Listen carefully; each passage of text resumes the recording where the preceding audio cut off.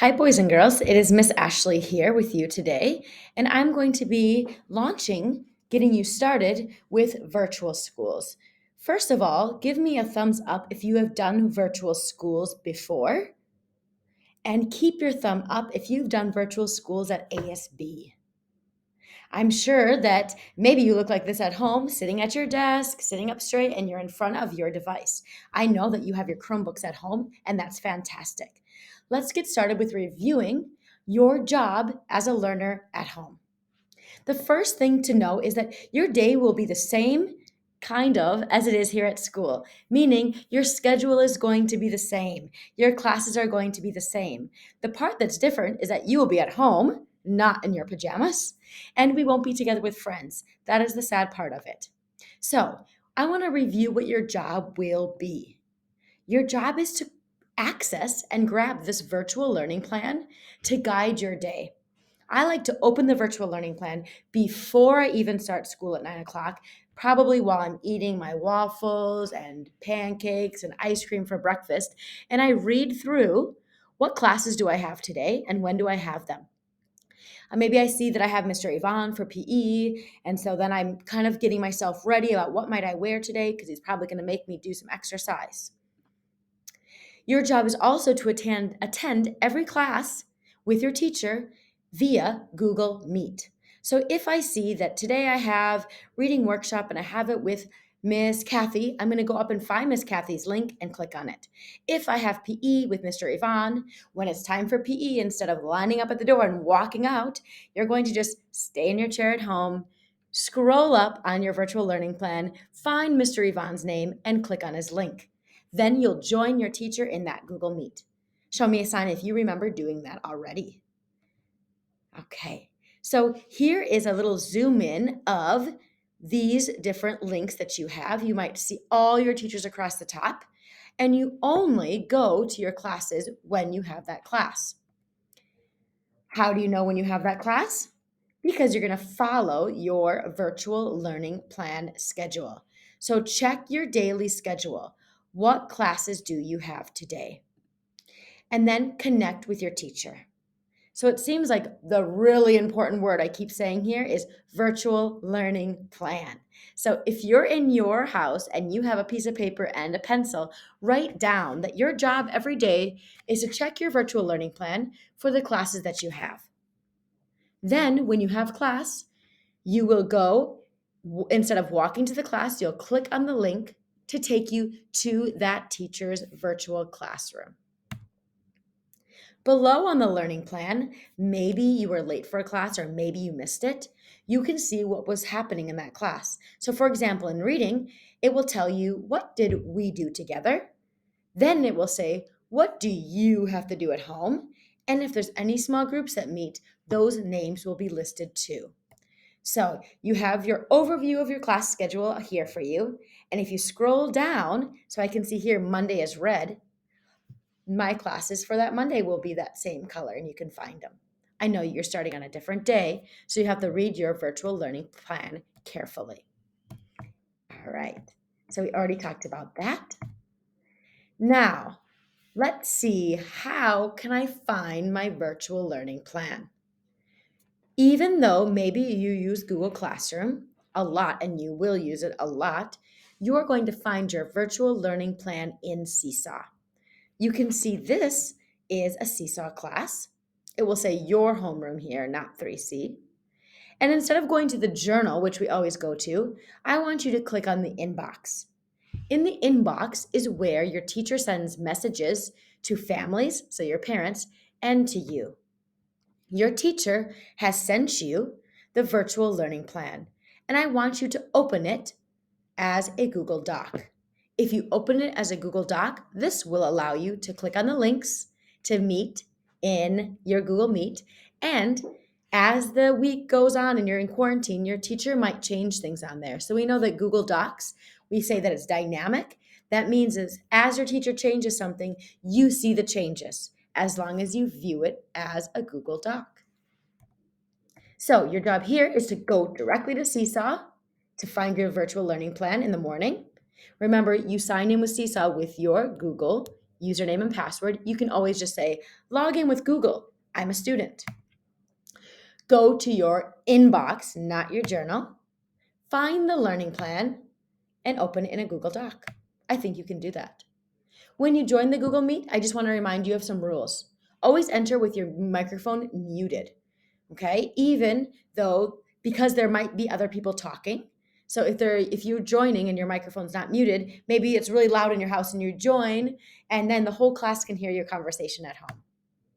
Always have your camera on, so as you can see me talking to you, teachers need to look and scan that virtual classroom to make sure that the students are watching, listening, paying attention, and they're looking for your face. So if something's hard, you might have a face like this. Something's easy, you might have a face like, mm-hmm. And so your teachers are watching to make sure that you're understanding.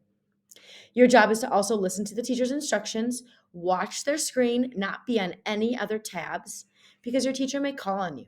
So they might just say, oh, it's your turn to talk, and you'll have to then unmute yourself and talk. There's a chat box there that your teacher will turn on or off. If your teacher has it on, make sure that you're not doing any flooding, which means that you're sending lots of messages at once and it fills up the whole chat. Only type when your teachers ask you to put something in there, not when they're talking.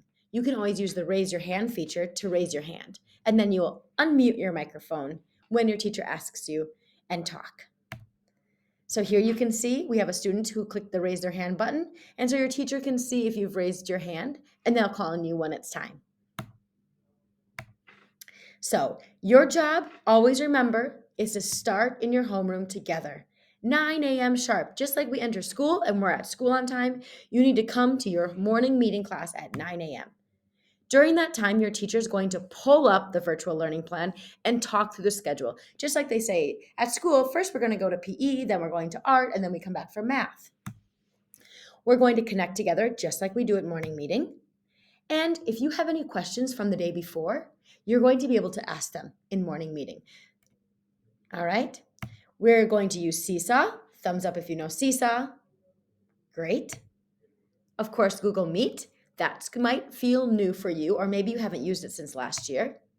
And you will also use Google Classroom to get homework and give your homework back to your teacher.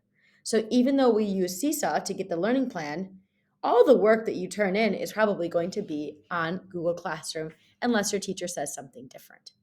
Remember, on Google Classroom, you can add a Google Doc, you can add a picture, you can add a video, all right? That's the easiest way to turn in your work while you're at home. Some tips to help you stay organized in Google Classroom is to check assignments for every class. You don't have just one class. You have reading and writing and math and Spanish. So always make sure that for that day, you're checking your classes and your class assignments. You might not be used to going into Google Classroom every day at school, but when you're in virtual schools, you'll go in there every day.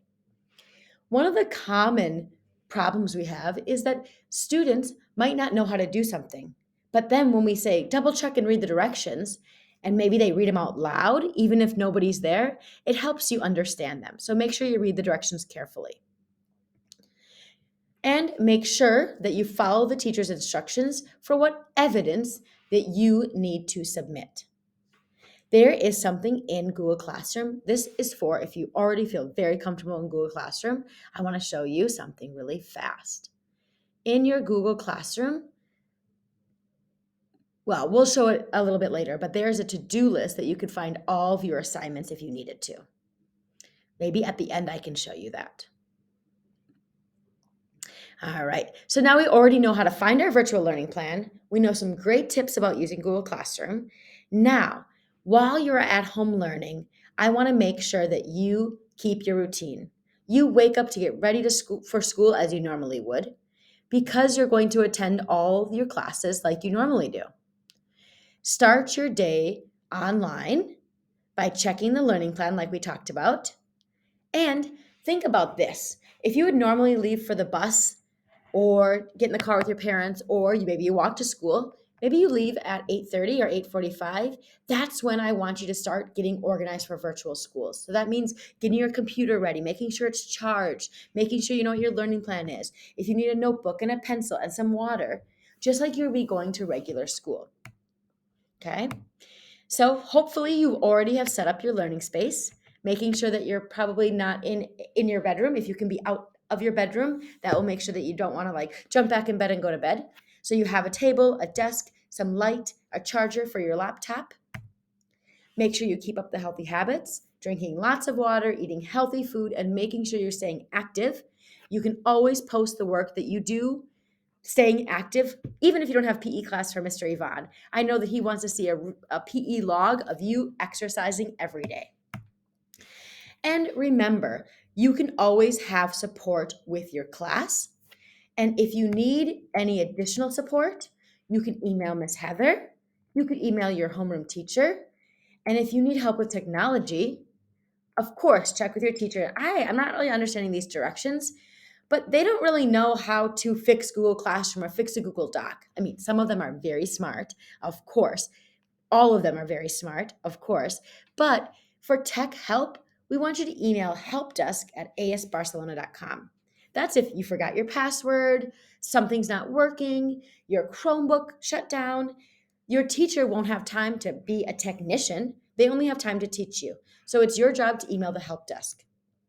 You can also email Mr. Marcus or myself, Miss Ashley, if you have any questions. I know you're going to do a great job at virtual schools. You only have a few days, so make sure you find your virtual learning plan every day, you follow your classes, join them in a Google Meet, and that you keep your routine going. So make sure that you're waking up early, checking your learning plan, and then if you have a lot of screen time during the day, make sure that what you do after school or maybe during recess doesn't involve the screen. Our eyes aren't meant to be on the screen for that long. If you're going to be doing a lot of screen time with virtual learning, make sure that you have some downtime at home, that you're not doing anything on the screen. All right. Thank you, ASB learners. Have a fun time in virtual schools, and we will be welcoming you back on campus very soon.